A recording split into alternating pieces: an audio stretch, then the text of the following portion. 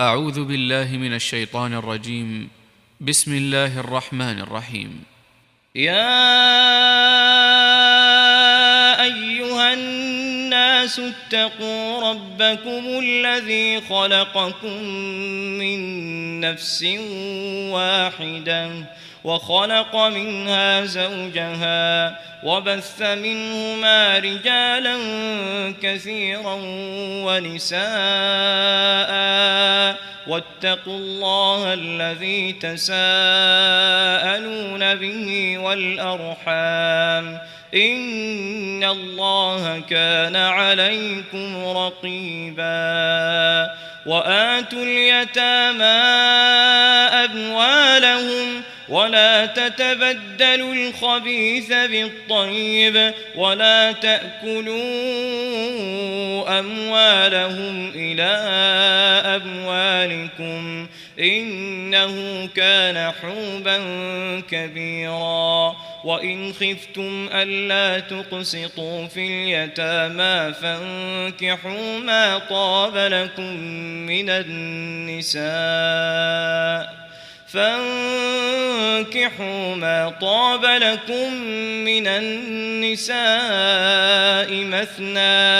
مثنى وثلاث ورباع فإن خفتم ألا تعدلوا فواحدة أو ما ملكت أيمانكم ذلك أدنى ألا تعولوا وآتوا النساء صدقاتهن نحلة فإن طبن لكم عن شيء منه نفسا فكلوه هنيئا مريئا ولا تؤتوا السفهاء أموالكم التي جعل الله لكم قياما وارزقوهم فيها واكسوهم وقولوا لهم قولا معروفا وابتلوا اليتامى حتى إذا بلغوا النكاح فإن آنستم منهم رشدا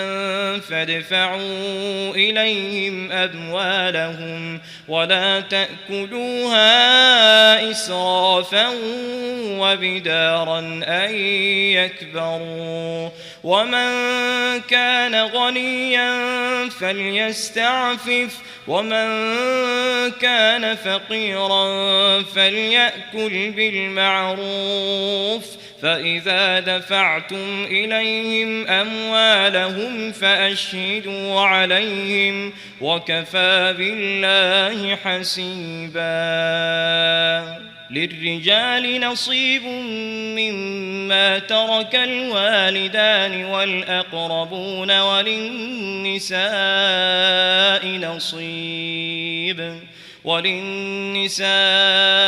نصيب مما ترك الوالدان والأقربون مما قل منه أو كثر نصيبا مفروضا وإذا حضر القسمة أولو القربى واليتامى والمساكين فارزقوهم منه وقولوا لهم قولا معروفا وليخشى الذين لو تركوا من خلفهم ذرية ضعافا خافوا عليهم فليتقوا الله وليقولوا قولا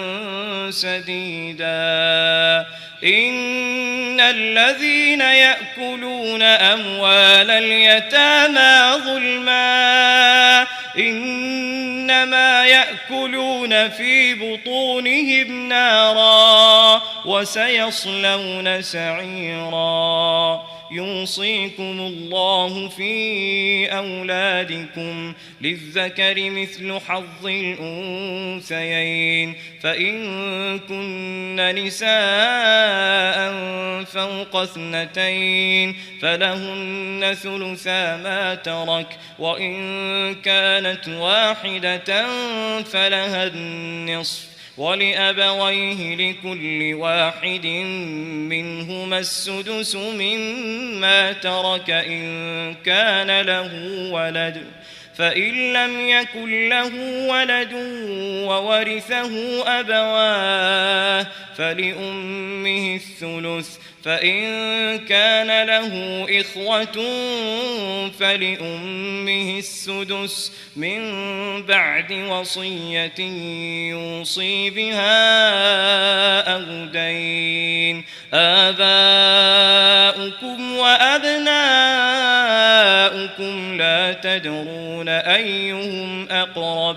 لا تدرون أيهم أقرب لكم نفعا فريضة من الله إن الله كان عليما حكيما ولكم نصف ما ترك أزواجكم إن لم يكن لهن ولد فإن كان لهن ولد فلكم الربع مما تركن من بعد وصية يوصين بها أو دين ولهن الربع مما تركتم إن لم يكن لكم ولد فإن كان لكم ولد فلهن الثمن مما تركتم من بعد وصية توصون بها أو دين وإن كان رجل يورث كلالة أو امرأة وله أخ أو أخت فلكل واحد منهما السدس فإن كانوا أكثر من ذلك فهم شركاء في الثلث من بعد وصية يوصى بها أو دين غير مضار وصية من الله والله عليم حليم تلك حدود الله ومن يطع الله ورسوله يدخله جنات تجري من تحتها الأنهار خالدين فيها وذلك الفوز العظيم ومن يعص الله ورسوله ويتعد حدوده يدخله نارا خالدا فيها وله عذاب مهين واللاتي يأتين الفاحشة من نسائكم فاستشهدوا عليهن 4 منكم فإن شهدوا فأمسكوهن في البيوت حتى يتوفاهن الموت أو يجعل الله لهن سبيلا واللذان يأتيانها منكم فآذوهما فإن تابا وأصلحا فأعرضوا عنهما إن الله كان توابا رحيما إنما التوبة على الله للذين يعملون السوء بجهالة ثم يتوبون من قريب فأولئك يتوب الله عليهم وكان الله عليما حكيما وليست التوبة للذين يعملون السيئات حتى إذا حضر أحدهم الموت قال إني تبت الآن ولا الذين يموتون وهم كفار أولئك أعتدنا لهم عذابا أليما يا أيها أيها الذين آمنوا لا يحل لكم أن ترثوا النساء كرها ولا تعضلوهن لتذهبوا ببعض ما آتيتموهن إلا أن يأتين بفاحشة مبينة وعاشروهن بالمعروف فإن كرهتموهن فعسى أن تكرهوا شيئا ويجعل الله فيه خيرا كثيرا وإن أردتم استبدال زوج مكان زوج وآتيتم إحداهن قنطارا فلا تأخذوا منه شيئا أتأخذونه بهتانا وإثما مبينا وكيف تأخذونه وقد أفضى بعضكم إلى بعض وأخذن منكم ميثاقا غليظا ولا تنكحوا ما نكح آباؤكم من النساء إلا ما قد سلف إنه كان فاحشة ومقتا وساء سبيلا حرمت عليكم أمهاتكم وبناتكم وأخواتكم وعماتكم وخالاتكم وبنات الأخ وبنات الأخت وأمهاتكم اللاتي أرضعنكم وأخواتكم من الرضاعة وأمهات نسائكم وربائبكم اللاتي في حجوركم من نسائكم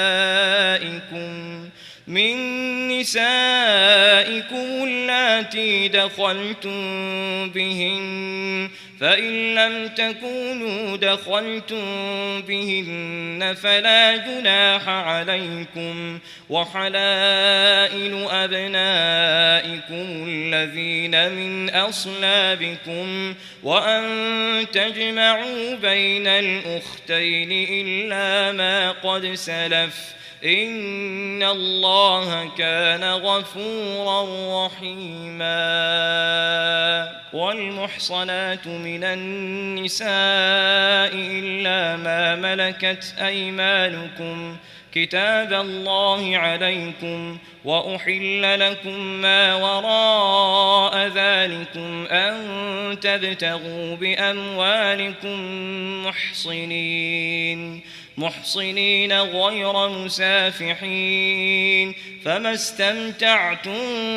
به منهن فآتوهن أجورهن فريضة ولا جناح عليكم فيما تراضيتم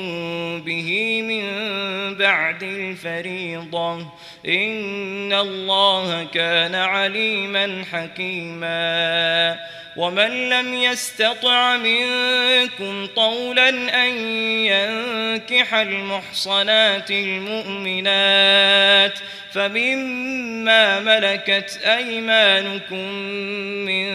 فتياتكم المؤمنات والله أعلم بإيمانكم بعضكم من بعض فانكحوهن بإذن أهلهن وآتوهن أجورهن بالمعروف محصنات غير مسافحات ولا متخذات أخدان فإذا أحصن فإن أتين بفاحشة فعليهن نصف ما على المحصنات من العذاب ذلك لمن خشي العنة منكم وأن تصبروا خير لكم والله غفور رحيم يريد الله ليبين لكم ويهديكم سنن الذين من قبلكم ويتوب عليكم والله عليم حكيم والله يريد أن يتوب عليكم ويريد الذين يتبعون الشهوات أن تميلوا ميلا عظيما يريد الله أن يخفف عنكم وخلق الإنسان ضعيفا يا أيها الذين آمنوا لا تأكلوا أموالكم بينكم بالباطل إلا أن تكون تجارة عن تراض منكم ولا تقتلوا أنفسكم إن الله كان بكم رحيما ومن يفعل ذلك عدوانا وظلما فسوف نصليه نارا وكان ذلك على الله يسيرا إن تجتنبوا كبائر ما تنهون عنه نكفر عنكم سيئاتكم وندخلكم مدخلا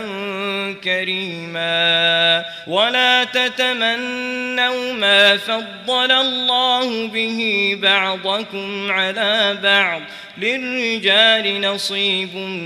مما اكتسبوا وللنساء نصيب مما اكتسبن واسألوا الله من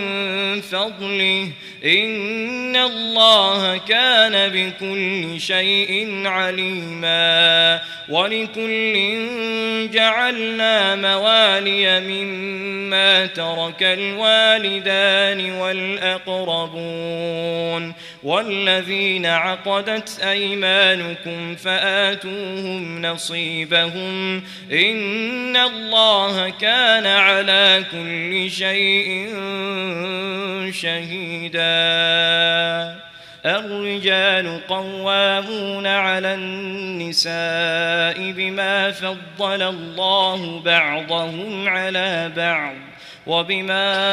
أنفقوا من أموالهم فالصالحات قانتات حافظات للغيب بما حفظ الله واللاتي تخافون نشوزهن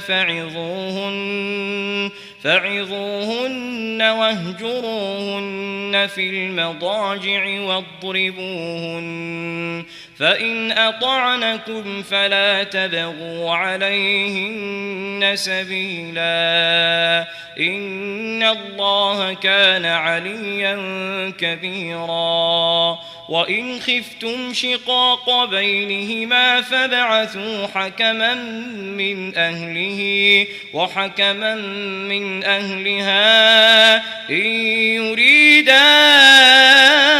إصلاحا يوفق الله بينهما إن الله كان عليما خبيرا واعبدوا الله ولا تشركوا به شيئا وبالوالدين إحسانا وبذي القربى واليتامى والمساكين والجار ذي القربى والجار الجنب والصاحب بالجنب وابن السبيل وما ملكت أيمانكم إن الله لا يحب من كان مختالا فخورا الذين يبخلون ويأمرون الناس بالبخل ويكتمون ما آتاهم الله من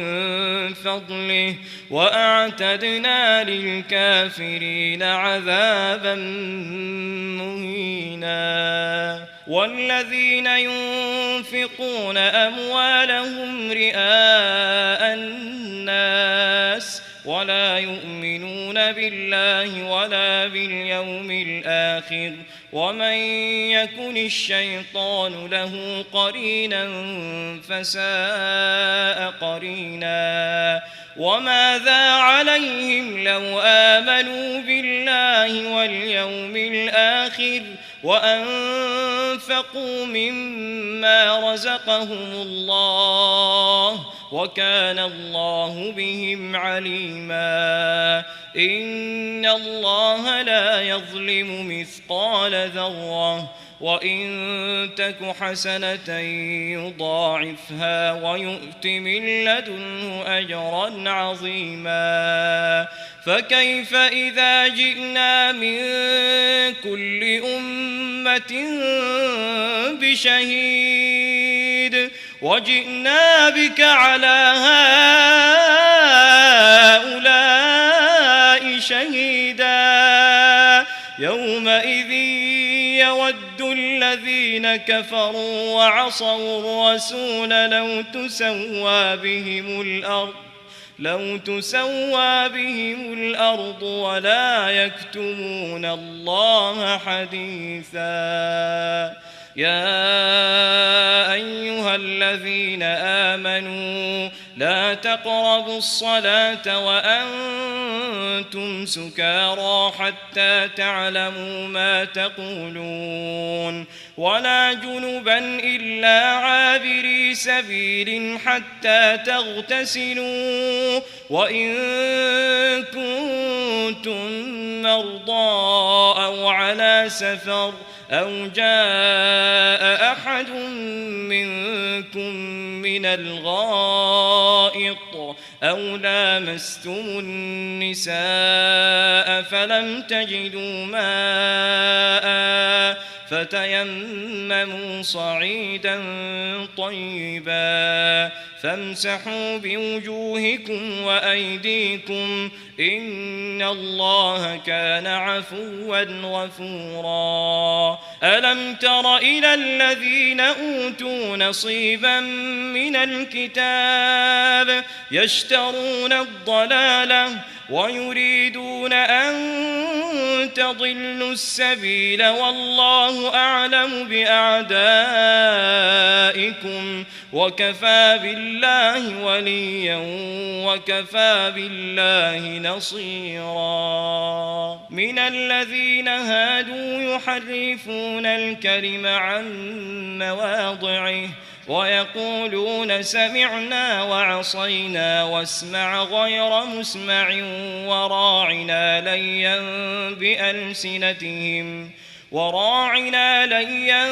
بألسنتهم وطعنا في الدين ولو أنهم قالوا سمعنا وأطعنا واسمع وانظرنا لكان خيرا لهم وأقوم ولكن لعنهم الله بكفرهم فلا يؤمنون إلا قليلا يا أيها الذين أوتوا الكتاب آمنوا بما نزلنا مصدقا لما معكم من قبل أن نطمس وجوها فنردها على أدبارها أو نلعنهم كما لعنا أصحاب السبت وكان أمر الله مفعولا إن الله لا يغفر أن يشرك به ويغفر ما دون ذلك لمن يشاء ومن يشرك بالله فقد افترى إثما عظيما ألم تر إلى الذين يزكون أنفسهم بل الله يزكي من يشاء ولا يظلمون فتيلا انظر كيف يفترون على الله الكذب وكفى به إثما مبينا ألم تر إلى الذين أوتوا نصيبا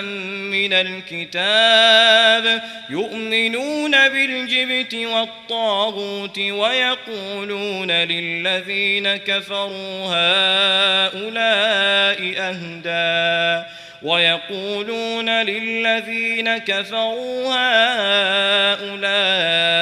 أهدى من الذين آمنوا سبيلا أولئك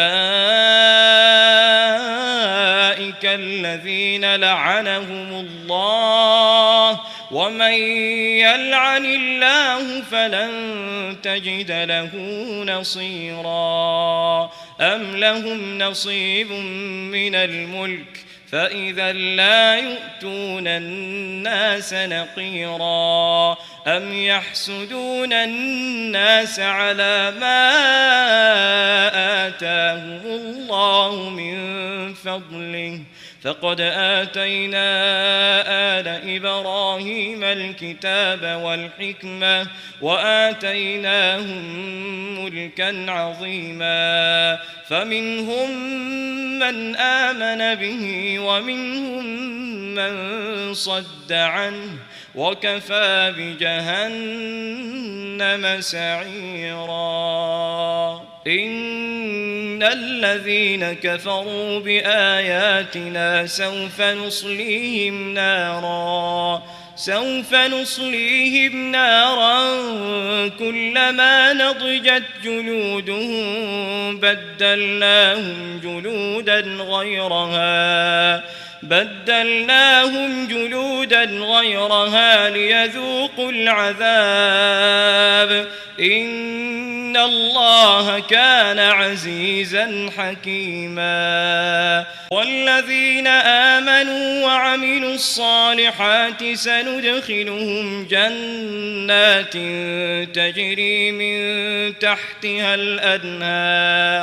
تجري من تحتها الأنهار خالدين فيها أبدا لهم فيها أزواج مطهرة وندخلهم ظلا ظليلا إن الله يأمركم أن تؤدوا الأمانات إلى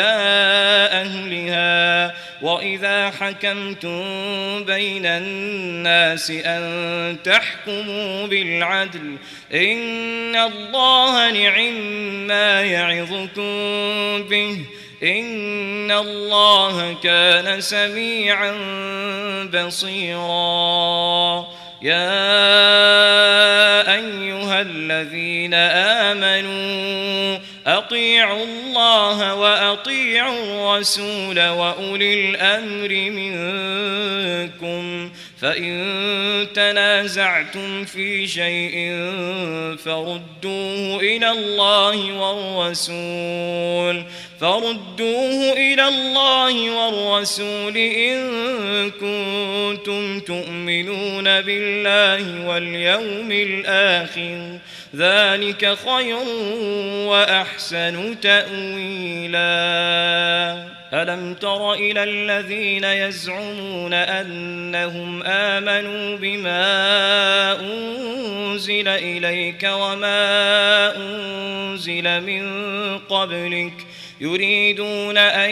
يتحاكموا إلى الطاغوت وقد أمروا أن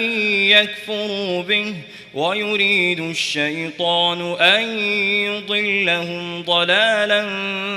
بعيدا وإذا قيل لهم تعالوا إلى ما أنزل الله وإلى الرسول رأيت المنافقين يصدون عنك صدودا فكيف إذا أصابتهم مصيبة بما قدمت أيديهم ثم جاءوك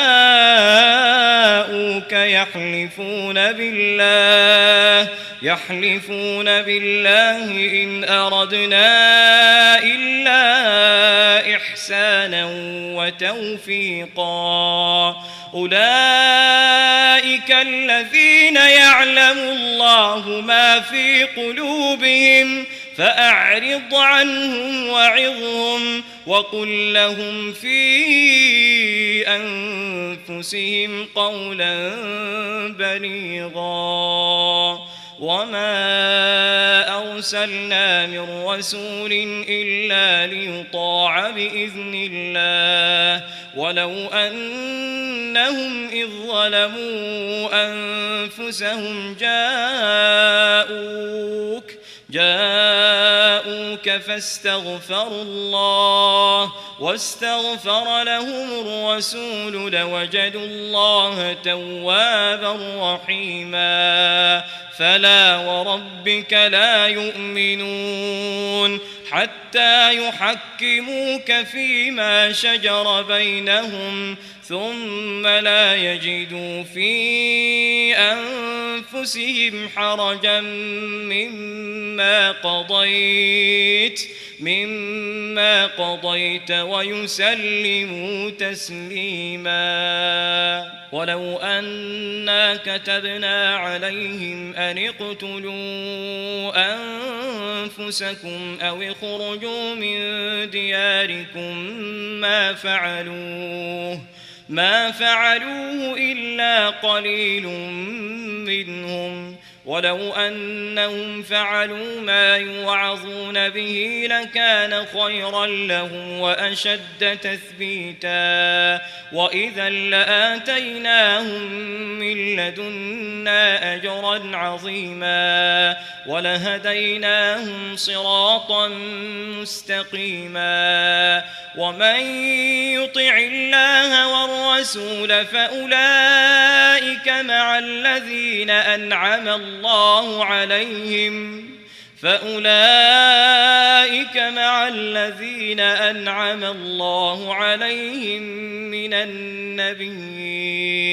من النبيين والصديقين والشهداء والصالحين وحسن أولئك رفيقا ذلك الفضل من الله وكفى بالله عليما يا أيها الذين آمنوا خذوا حذركم فانفروا ثبات أو انفروا جميعا وإن منكم لمن ليبطئن فإن أصابتكم مصيبة قال قد أنعم الله علي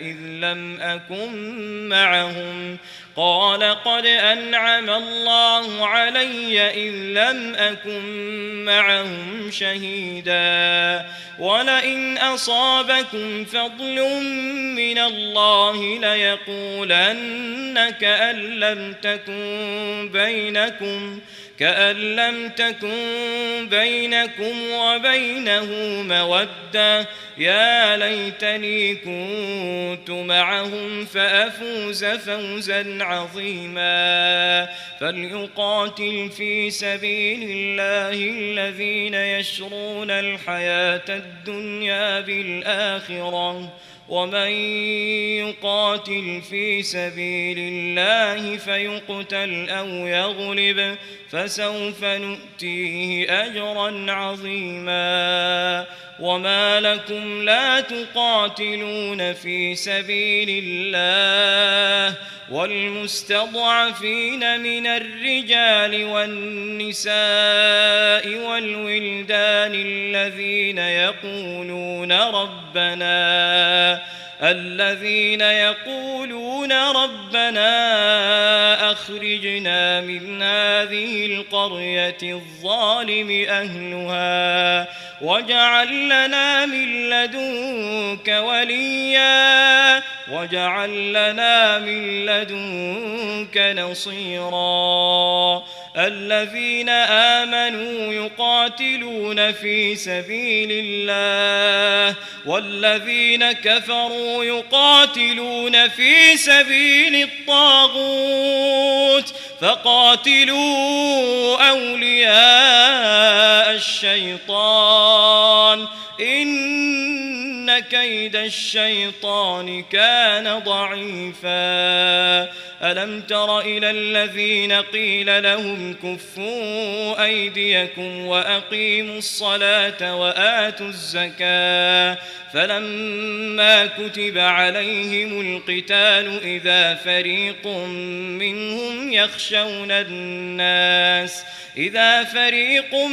منهم يخشون الناس كخشية الله أو أشد خشية وقالوا ربنا لم كتبت علينا القتال لولا أخرتنا إلى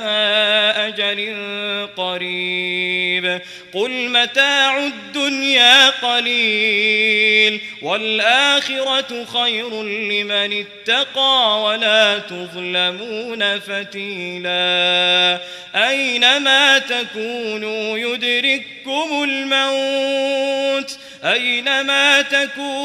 يدرككم الموت ولو كنتم في بروج مشيدة وإن تصبهم حسنة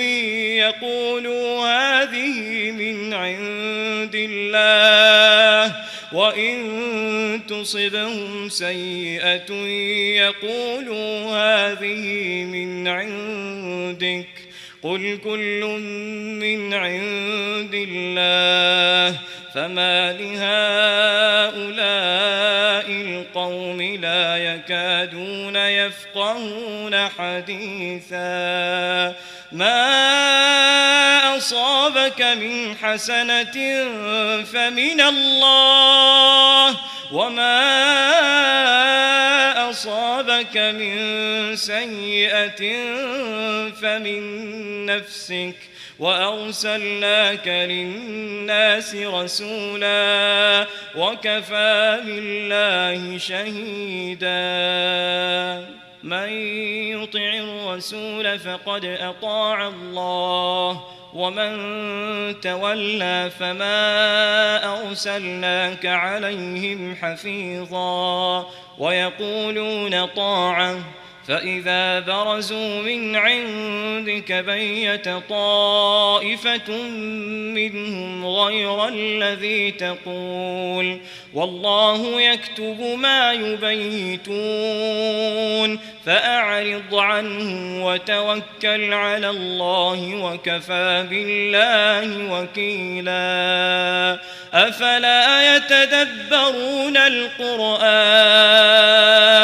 ولو كان من عند غير الله لوجدوا فيه اختلافا كثيرا وإذا جاءهم أمر من الأمن أو الخوف أذاعوا به ولو ردوه إلى الرسول وإلى أولي الأمر منهم لعلمه الذين يستنبطونه منهم ولولا فضل الله عليكم ورحمته لاتبعتم الشيطان إلا قليلا فقاتل في سبيل الله لا تكلف إلا نفسك وحرض المؤمنين عسى الله أن يكف بأس الذين كفروا والله أشد بأسا وأشد تنكيلا من يشفع شفاعة حسنة يكن له نصيب منها ومن يشفع شفاعة سيئة يكن له كفل منها وكان الله على كل شيء مقيتا. وإذا حييتم بتحية فحيوا بأحسن منها أو ردوها إن الله كان على كل شيء حسيبا. الله لا إله إلا هو ليجمعنكم إلى يوم القيامة لا ريب فيه ومن أصدق من الله حديثا. فما لكم في المنافقين فئتين والله أركسهم بما كسبوا أتريدون أن تهدوا من أضل الله ومن يضلل الله فلن تجد له سبيلا. ودوا لو تكفرون كما كفروا فتكونون سواء فلا تتخذوا منهم أولياء حتى يهاجروا في سبيل الله فإن تولوا فخذوهم واقتلوهم حيث وجدتموهم ولا تتخذوا منهم وليا ولا نصيرا إلا الذين يصلون إلى قوم بينكم وبينهم ميثاق أو جاءوكم حصرت صدورهم أن يقاتلوكم أو يقاتلوا قومهم ولو شاء الله لسلطهم عليكم فلقاتلوكم فإن اعتزلوكم فلم يقاتلوكم وألقوا إليكم السلم فما جعل الله لكم عليهم سبيلا. ستجدون آخرين يريدون أن يأمنوكم ويأمنوا قومهم كلما ردوا إلى الفتنة أركسوا فيها فإن لم يعتزلوكم ويلقوا إليكم السلم ويكفوا أيديهم فخذوهم واقتلوهم حيث ثقفتموهم وأولئكم جعلنا لكم عليهم سلطانا مبينا. وما كان لمؤمن أن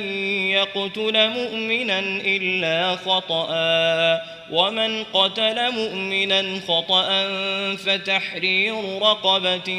مؤمنة ودية مسلمة إلى أهله إلا أن يصدقوا فإن كان من قوم عدو لكم وهو مؤمن فتحرير رقبة مؤمنة وإن كان من قوم بينكم وبينهم ميثاق فدية مسلمة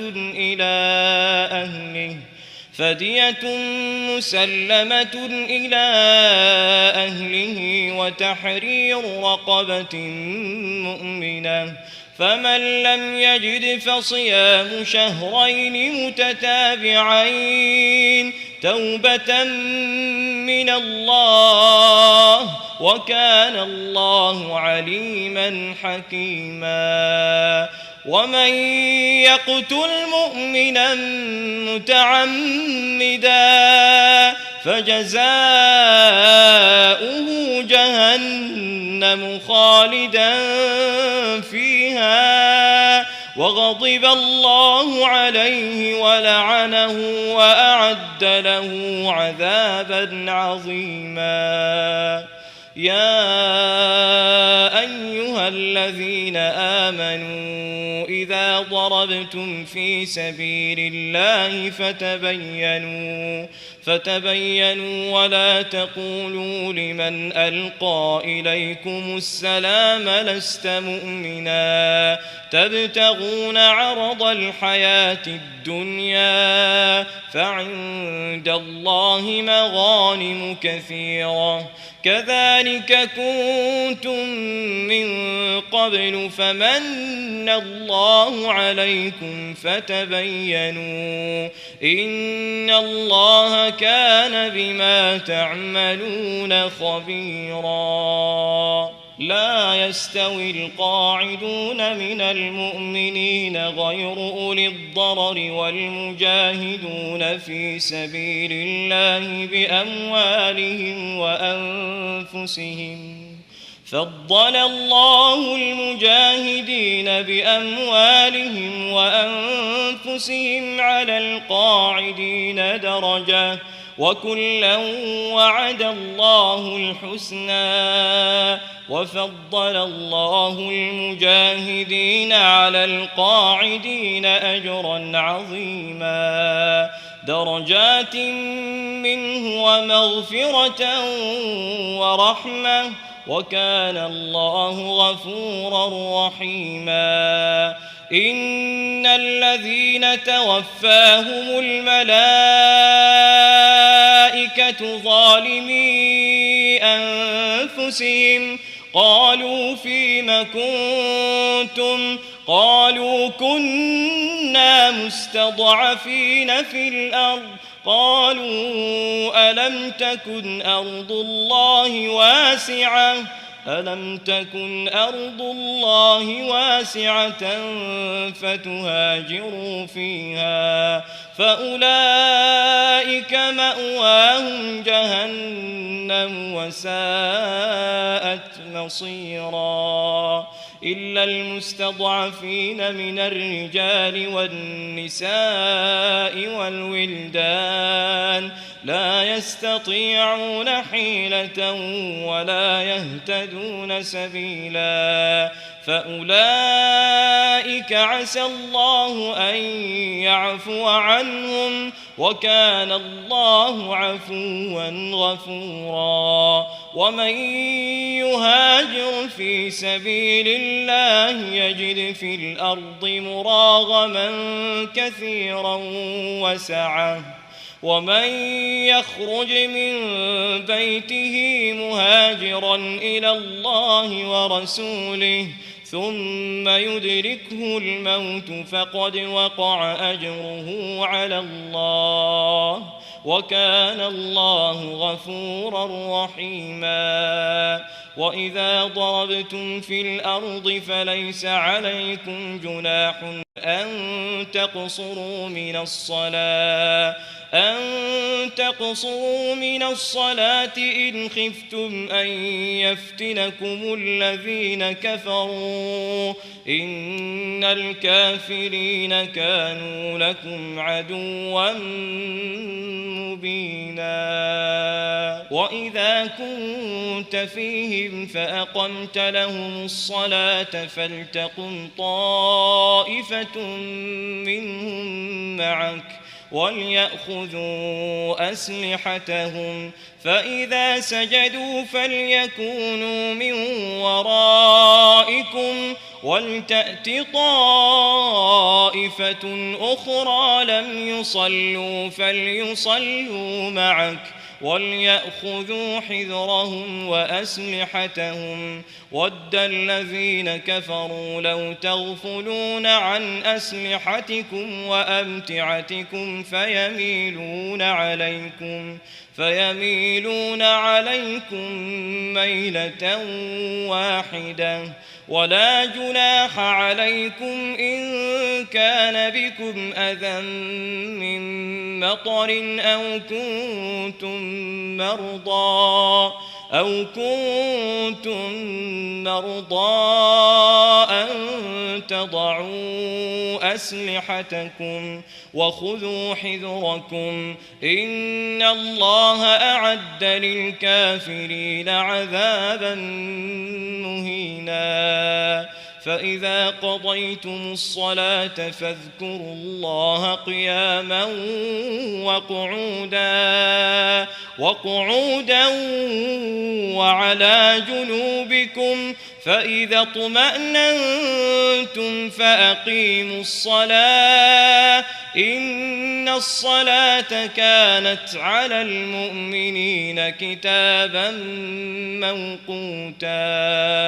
ولا تهنوا في ابتغاء القوم إن تكونوا تألمون فإنهم يألمون كما تألمون وترجون من الله ما لا يرجون وكان الله عليما حكيما إنا أنزلنا إليك الكتاب بالحق لتحكم بين الناس بما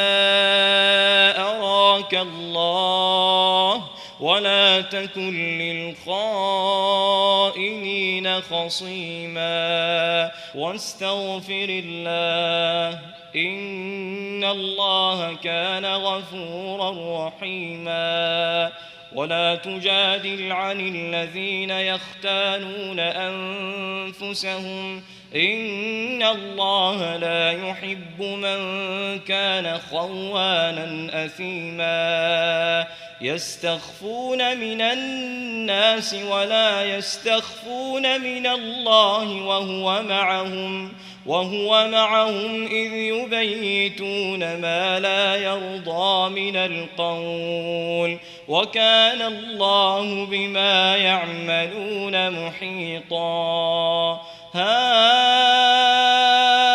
أنتم هؤلاء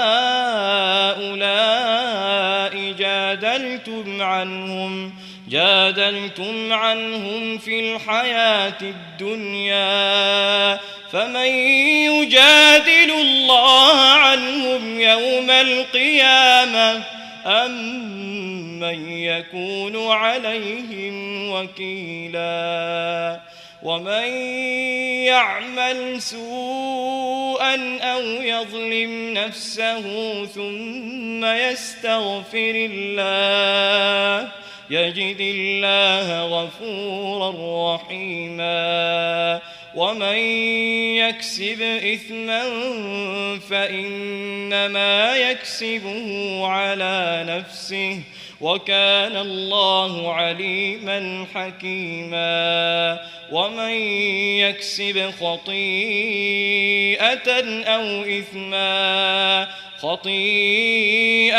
أو إثما ثم يرم به بريئا فقد احتمل بهتانا وإثما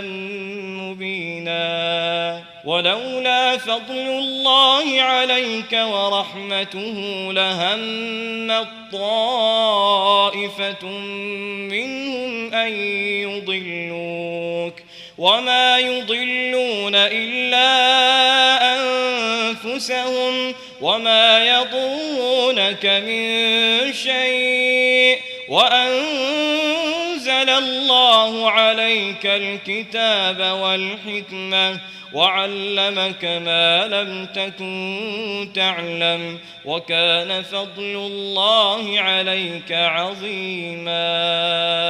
لا خير في كثير من نجواهم إلا من أمر بصدقة أو معروف أو إصلاح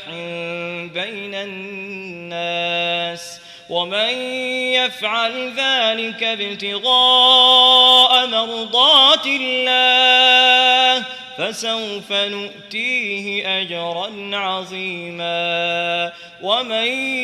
يشاقق الرسول من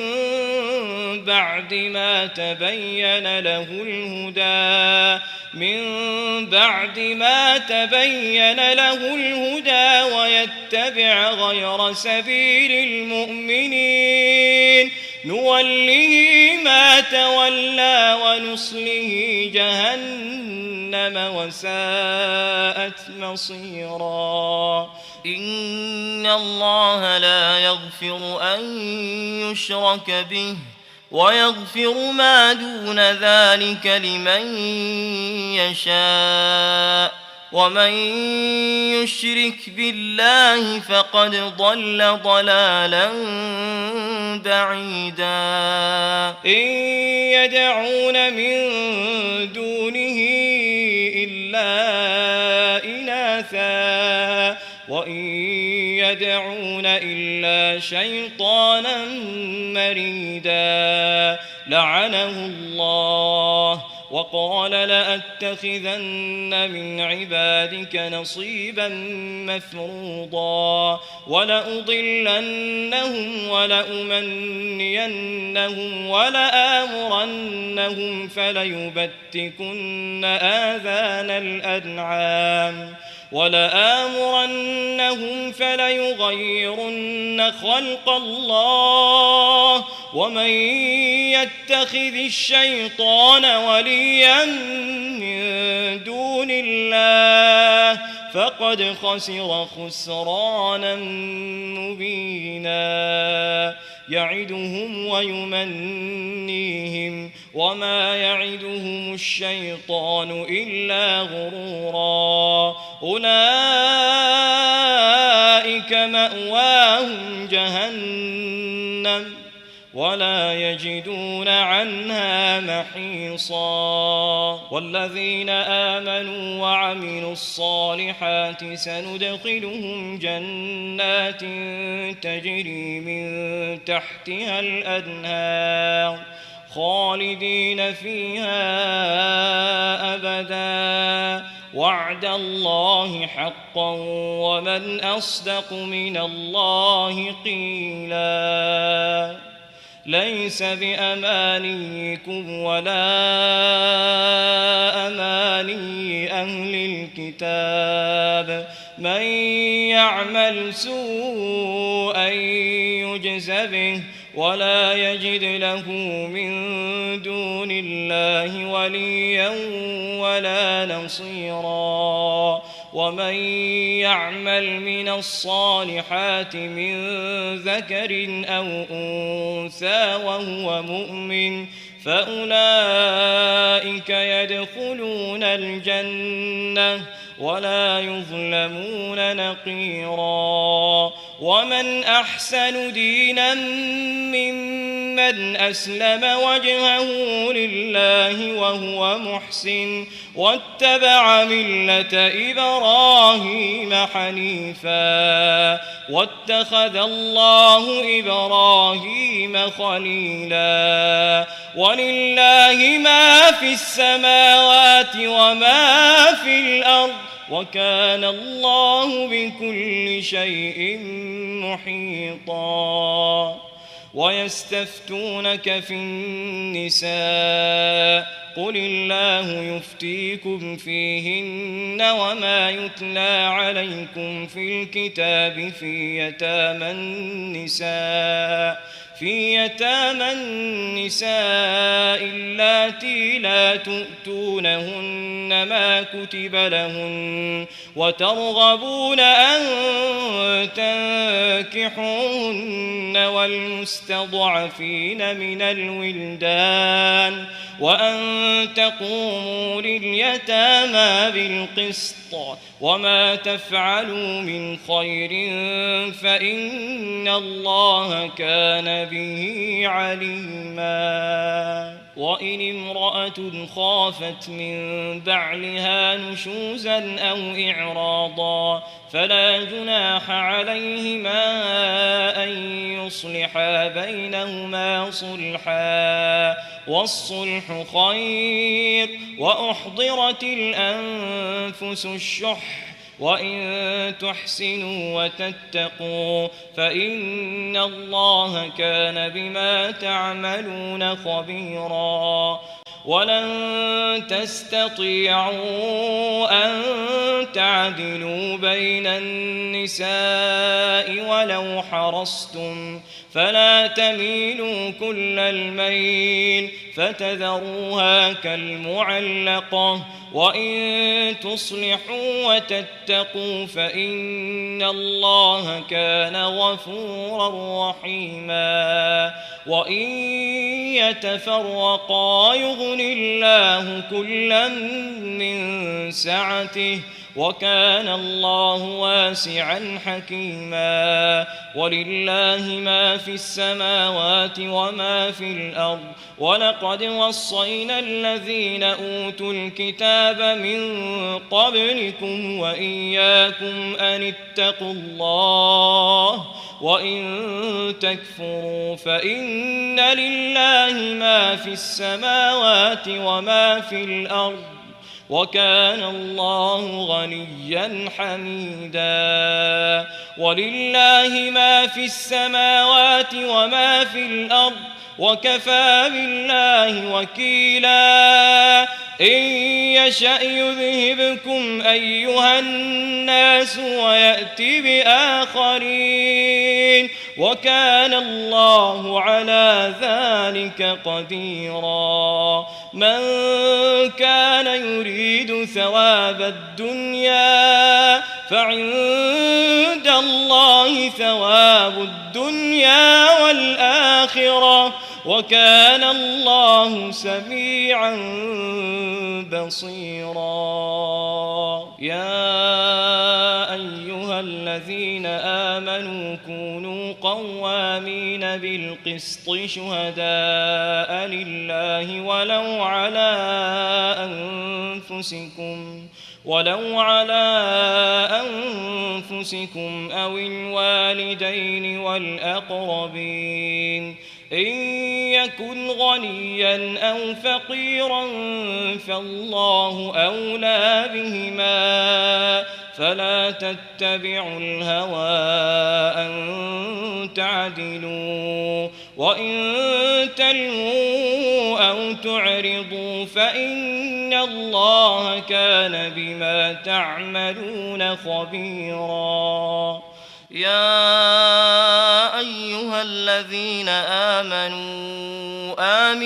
بالله ورسوله والكتاب الذي نزل على رسوله والكتاب الذي أنزل من قبل ومن يكفر بالله وملائكته وكتبه ورسله واليوم الآخر فقد ضل ضلالا بعيدا إن الذين آمنوا ثم كفروا ثم آمنوا ثم كفروا ثم ازدادوا كفرا لم يكن الله ليغفر لهم ولا ليهديهم سبيلا بشر المنافقين بأن لهم عذابا أليما الذين يتخذون الكافرين أولياء من دون المؤمنين أيبتغون عندهم العزة فإن العزة لله جميعا وقد نزل عليكم في الكتاب أن إذا سمعتم آيات الله يكفر بها ويستهزأ بها فلا تقعدوا معهم حتى يخوضوا في حديث غيره إنكم إذا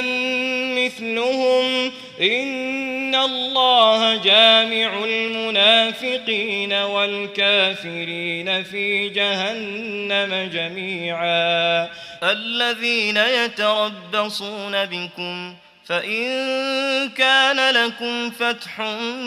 من الله قالوا ألم نكن معكم وإن كان للكافرين نصيب قالوا ألم نستحوذ عليكم ونمنعكم من المؤمنين فالله يحكم بينكم يوم القيامة ولن يجعل الله للكافرين على المؤمنين سبيلا إن المنافقين يخادعون الله وهو خادعهم وإذا قاموا إلى الصلاة قاموا كسالى يراءون الناس ولا يذكرون الله إلا قليلا مذبذبين بين ذلك لا إله هؤلاء ولا إله هؤلاء ومن يضلل الله فلن تجد له سبيلا يا أيها الذين آمنوا لا تتخذوا الكافرين أولياء من دون المؤمنين أتريدون أن تجعلوا لله عليكم سلطانا مبينا إن المنافقين في الدرك الأسفل من النار ولن تجد لهم نصيرا إلا الذين تابوا وأصلحوا واعتصموا بالله وأخلصوا دينهم لله فأولئك مع المؤمنين وسوف يؤتي الله المؤمنين أجرا عظيما ما يفعل الله بعذابكم إن شكرتم وآمنتم وكان الله شاكرا عليما لا يحب الله الجهر بالسوء من القول إلا من ظلم وكان الله سميعا عليما إن تبدوا خيرا أو تخفوه أو تعفوا عن سوء فإن الله كان عفوا قديرا إن الذين يكفرون بالله ورسله ويريدون أن يفرقوا بين الله ورسله ويقولون نؤمن ببعض ونكفر ببعض ويريدون أن يتخذوا بين ذلك سبيلا أولئك هم الكافرون حقا وأعتدنا للكافرين عذابا مهينا والذين آمنوا بالله ورسله ولم يفرقوا بين أحد منهم أولئك سوف يؤتيهم أجورهم وكان الله غفورا رحيما يسألك أهل الكتاب أن تنزل عليهم كتابا من السماء فقد سألوا موسى أكبر من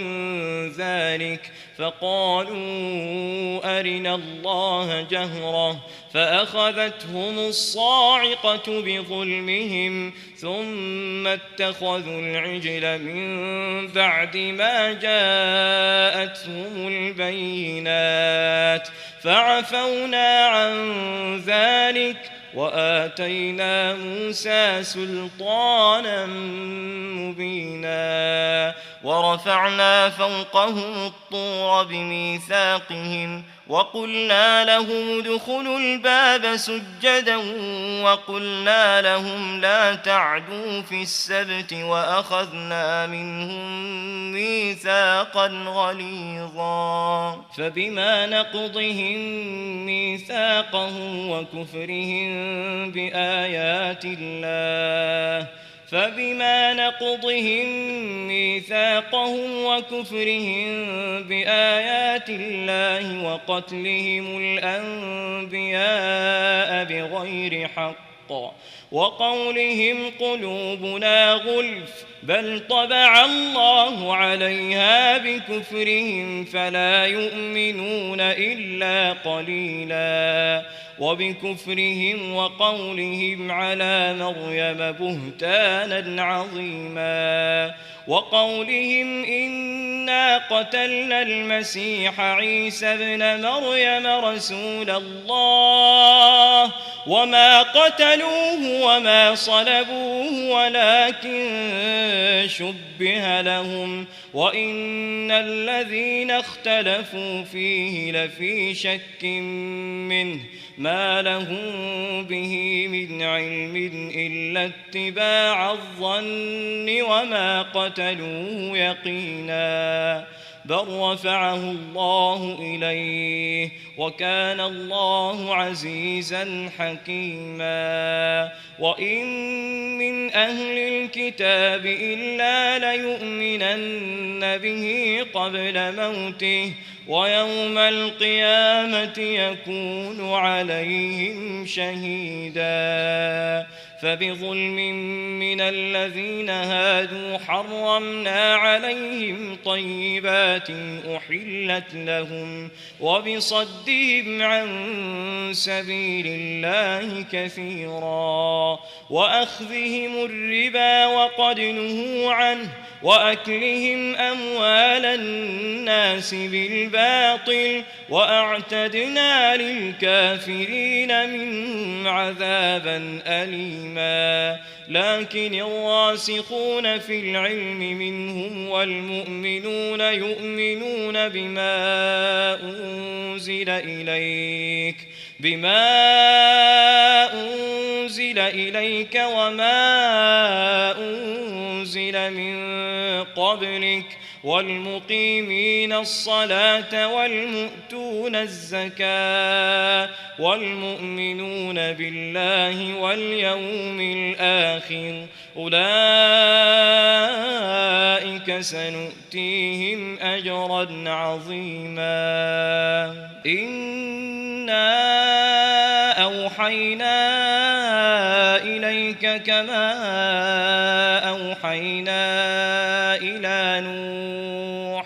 كما أوحينا إلى نوح والنبيين من بعده وأوحينا إلى إبراهيم وإسماعيل وإسحاق ويعقوب والأسباط وعيسى وأيوب ويونس وهارون وسليمان وآتينا داود زبورا ورسلا قد قصصناهم عليك من قبل ورسلا لم نقصصهم عليك وكلم الله موسى تكليما رسلا مبشرين ومنذرين لئلا يكون للناس على الله حجة بعد الرسل وكان الله عزيزا حكيما لكن الله يشهد بما أنزل إليك أنزله بعلمه والملائكة يشهدون وكفى بالله شهيدا إن الذين كفروا وصدوا عن سبيل الله قد ضلوا ضلالا بعيدا إن الذين كفروا وظلموا لم يكن الله ليغفر لهم ولا ليهديهم طريقا إلا طريق جهنم خالدين فيها أبدا وكان ذلك على الله يسيرا يا أيها الناس الناس قد جاءكم الرسول بالحق من ربكم فآمنوا خيرا لكم وإن تكفروا فإن لله ما في السماوات والأرض وكان الله عليما حكيما يا أهل الكتاب لا تغلوا في دينكم ولا تقولوا على الله إلا الحق إنما المسيح عيسى بن مريم رسول الله وكلمته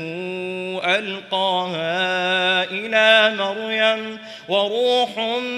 منه فآمنوا بالله ورسله ولا تقولوا ثلاثة انتهوا خيرا لكم إنما الله إله واحد سبحانه أن يكون له ولد له ما في السماوات وما في الأرض وكفى بالله وكيلا لن يستنكف المسيح أن يكون عبدا لله ولا الملائكة المقربون ومن يستنكف عن عبادته ويستكبر فسيحشرهم إليه جميعا فأما الذين آمنوا وعملوا الصالحات فيوفيهم أجورهم ويزيدهم من فضله وأما الذين استنكفوا واستكبروا فيعذبهم عذابا أليما ولا يجدون لهم من دون الله وليا ولا نصيرا يا أيها الناس قد جاءكم برهان من ربكم وأنزلنا إليكم نورا مبينا فأما الذين آمنوا بالله واعتصموا به فسيدخلهم في رحمة منه وفضل ويهديهم إليه صراطا مستقيما يستفتونك قل الله يفتيكم في الكلالة إن امرؤ هلك ليس له ولد وله أخت فلها نصف ما ترك وهو يرثها إن لم يكن لها ولد فإن كانت اثنتين فلهما الثلثان مما ترك وإن كانوا إخوة رجالا ونساء فللذكر مثل حظ الأنثيين يبين الله لكم أن تضلوا والله بكل شيء عليم